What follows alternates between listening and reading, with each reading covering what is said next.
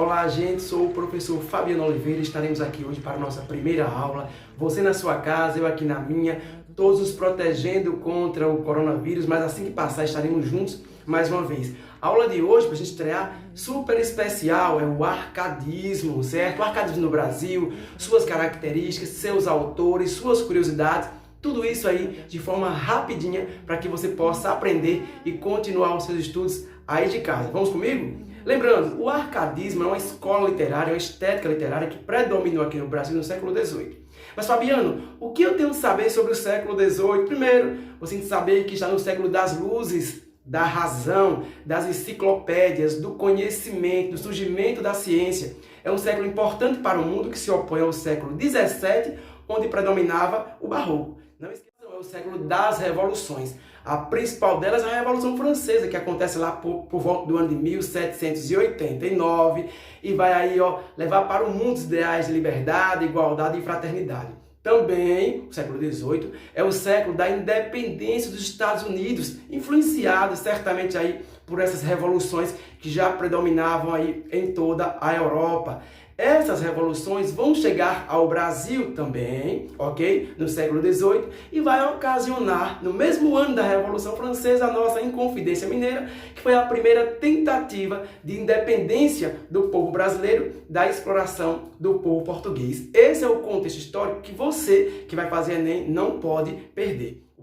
O século XVII, como vocês viram, era um século ambíguo, dúbio do contraste, né? De um lado o antropocentrismo, as ideias do homem, do outro lado a ideia do teocentrismo, né? A ideia de Deus como centro do universo. Essa briga, esse duelo vai ser resolvido no século XVIII. No século XVIII a razão irá predominar e essa objetividade também chegará às letras, chegará à literatura arcádica. Então, você tem que observar que o arcadismo terá duas vertentes, uma ideológica, ok? E a outra literária. A ideológica é que nós estaremos todos envolvidos com essa revolução, a primeira tentativa de independência do Brasil. E a literária é que nós iremos trazer de volta alguns preceitos da literatura clássica, né, do classicismo, como por exemplo a vida simples, a vida campestre e a racionalidade que também irá aí aparecer em nossa literatura. Diante disso, você tem que ficar atento às principais características da literatura arcádica. Vamos a elas? O arcadismo, também conhecido como classicismo ou setecentismo, né, por ter acontecido nos anos de 1700, vai ter uma influência muito grande da literatura, da cultura, né, da mitologia grega principalmente. É por isso que esses poetas muitas vezes fingiam ser pastores, adotando nomes aí pastoris como Odisseu, como Critilo. Vocês irão perceber isso dentro dos poemas feitos na época, né, do arcadismo. Essa literatura vai ser influenciada, como eu já disse aqui, pelo contexto histórico e vai trazer de volta algumas características do classicismo. É por isso que a literatura arcádica é chamada de neoclassicista. Fabiano, e quais são essas características? Né? Nós teremos algumas como o bucolismo, né? O predomínio na vida no campo, da tranquilidade, do equilíbrio. Nós teremos o Fugere Urbem, que é uma continuação do bucolismo, fugir da zona urbana em busca, né, do campo, onde o poeta, onde o pastor, melhor dizendo, poderia encontrar aí a sua tranquilidade. É bom lembrar que esses poetas eram homens letrados, eram homens estudados, eram advogados, eram muitas vezes médicos e tinham contato com os ideais de liberdade, igualdade e fraternidade da Revolução Francesa. Portanto, podem colocar aí nas suas informações que a literatura arcádica ela é fingida, porque o poeta em si ele não é um pastor de verdade, ele finge ser um pastor de verdade. Ele vai buscar esse equilíbrio lá no passado, certo? No período clássico, onde havia aí o predomínio da literatura, junto com os termos, né, da mitologia grega, como vocês irão ver. Então vocês têm aí o bucolismo, o Fugere Urbem, o inutile truncar. Fabiano, o que é o inutile truncar? É tirar, retirar, cortar todos os exageros da literatura, todos os exageros do poema que predominavam dentro dos poemas lá do barroco, da literatura, por exemplo, do Gregório de Matos, com seus termos cultos e às vezes rebuscados demais. Ok? Então, a literatura arcádica vai buscar a simplicidade da vida no campo, por exemplo. Fugere Urbem, inutile truncar, carpe diem, aproveitar o dia. Mas aproveitar o dia como? Olha, o homem arcádico tinha a noção de que o tempo passava e ele deveria aproveitar essa vida, né? O carpe diem. Ao contrário do homem barroco, que via o tempo passar, ficava agoniado na dúvida entre seguir as ideias de Deus e as ideias do homem. Então, ó, inutile truncar, fugere urbem, né? Carpe diem, o bucolismo, o pastorialismo serão características sempre presentes nos poemas arcádicos. O predomínio do campo, né? O campo aí, a zona rural aparece como cenário. Esse cenário vai ser pano de fundo para as histórias, né? Às vezes até de amor, como Marília de Disseu. Esse cenário, ao chegar no romantismo, passa a ser uma continuação do poema, uma continuação do poeta. Mas aqui no arcadismo ele é apenas um mero cenário para que a história seja contada. Essas características serão fáceis de serem reconhecidas porque todo poema arcádico geralmente se passa no campo. Tem o pastor, tem aí a sua musa, né? Geralmente ligada à literatura grega. Fiquem de olho e não percam as questões, porque as características são claras.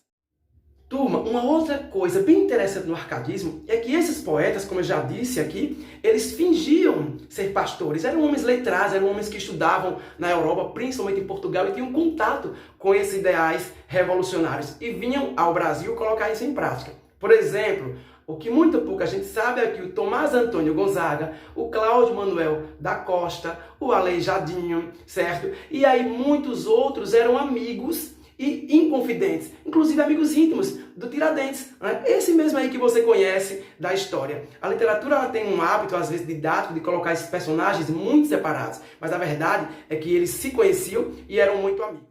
Quando você passa a analisar separadamente cada poeta desse, você tem o Cláudio Manuel da Costa, que fez aí o poema que abre, né, o livro de poesias que abre o arcadismo, obras poéticas, e ele vai ter ainda características de alguma forma lá do barroco, porque ele também viveu a essa época. O Cláudio foi um homem confidente, foi poeta, jurista, patrono da Academia de Letras, aí número 8, tá? E aí, o que você vai poder reconhecer da literatura dele? Os montes, os prados, você vai perceber a ideia de ninfas, né? As musas, ele aí colocado como um pastor também. Mas o grande nome da literatura árcade será quem? O Tomás Antônio Gonzaga. Isso mesmo, o autor de Marília de Disseu. Ele aí faz a obra lírica. A obra de Tomás Antônio Gonzaga é dividida entre lírica e satírica. A lírica, Marília de Disseu, e a satírica, Cartas Chilenas. Observe, em Marília de Disseu, eu tenho um poeta, né? Eu tenho um pastor, melhor dizendo, apaixonado pela Marília, que na verdade é um livro de poesias fruto do amor que o Tomás teve por Maria Doroteia. Ele com 44 anos e a moça com 14 anos, um amor quase impossível naquela época. Que perigo, se ainda hoje, imagine isso aí naquela época. A Maria Doroteia tem apenas 14, 15 anos. Surge aí a obra Marília de Disseu, que é, sem dúvida, a obra arcádica mais conhecida e mais cobrada no Enem, você estará antenado aí.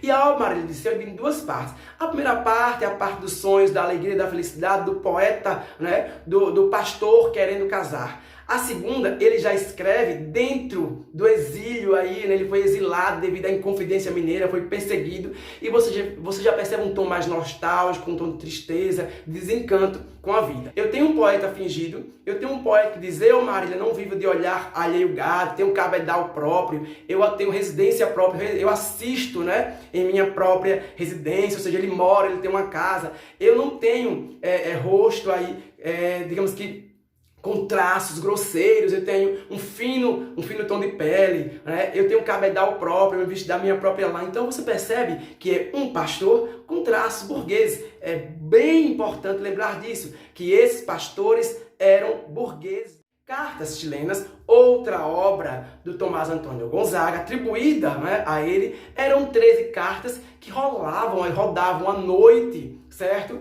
Em Vila Rica, por exemplo, e não sabia de quem eram essas cartas, confiavam que fosse Tomás Antônio Gonzaga, e as cartas criticavam o governo de Luiz da Cunha, que era o governo de Minas Gerais. Depois ele ficou preso e essas cartas pararam de circular e por isso deram aí a autoria ao Tomás Antônio Gonzaga. Então lembrem, ele vai fazer Marília de Disseu e as Cartas Chilenas.